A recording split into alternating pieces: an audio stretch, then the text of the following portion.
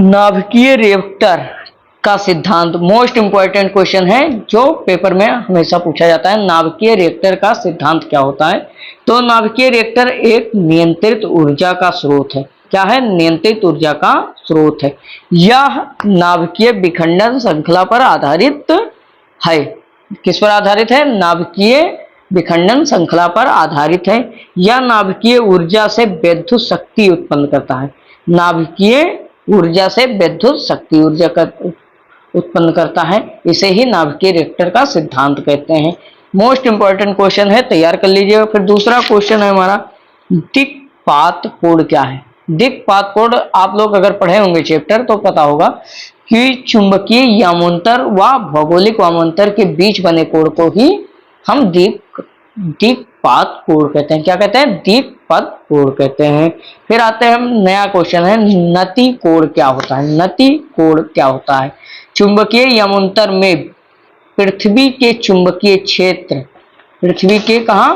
चुंबकीय क्षेत्र। Most important question है, नति कोण क्या होता है?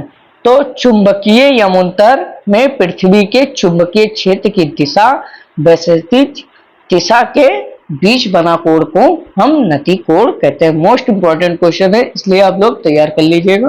अब आ जाते हैं हमारा मोस्ट इंपॉर्टेंट क्वेश्चन है, परमाणु द्रव्यमान AMU क्या है? AMU पेपर में बहुत बार पूछा जाता है लेकिन लोग कंफ्यूज हो जाते हैं कि AMU क्या है। तो परमाणु द्रव्यमान मात्रक एटॉमिक मास यूनिट भी कहते हैं। मतलब AMU को एटॉमिक मास यूनिट कहते हैं। या मूल कणों, नाभिक और परमाणु के द्रव्यमान को व्यक्त करता है। किसको व्यक्त करता है? मूल कणों और नाभिक के परमाणु द्रव्यमान को व्यक्त करता है। इसे ही परमाणु द्रव्यमान AMU कहते हैं। और 1 MU बराबर क्या होता है? 1 MU बराबर 931 म्यू होता है। तो ये आप तैयार कर लीजिएगा। Most important question, most important question आज तक का, नाभिकीय विखंडन क्या है? नाभिकीय विखंडन क्या है? जब एक बहुत बड़ा भारी नाभिक दो हल्के छोटे टुकड़ों में टूट जाते हैं और उसे नाभिकीय विखंडन कहते हैं। जब एक बहुत बड़ा नाभिक दो छोटे हल्के टुकड़ों में टूट जाता है उसे नाभिकीय विखंडन कहते हैं। एग्जाम्पल देखते हैं, यह परमाणु बम पर आधारित होता है। यह किस पर आधारित होता है? यह परमाणु बम पर आधारित होता है।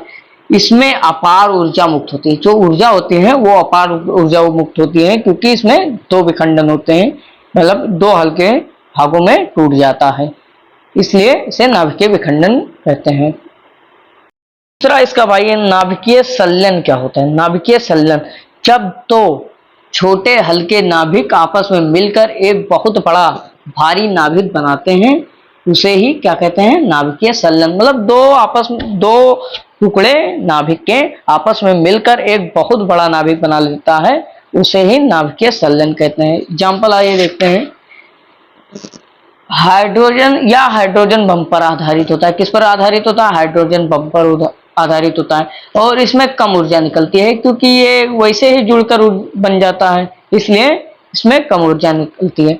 अब फिर मोस्ट इंपॉर्टेंट क्वेश्चन है हमारा, विभव प्रवणता क्या है? विभव प्रवणता क्या है?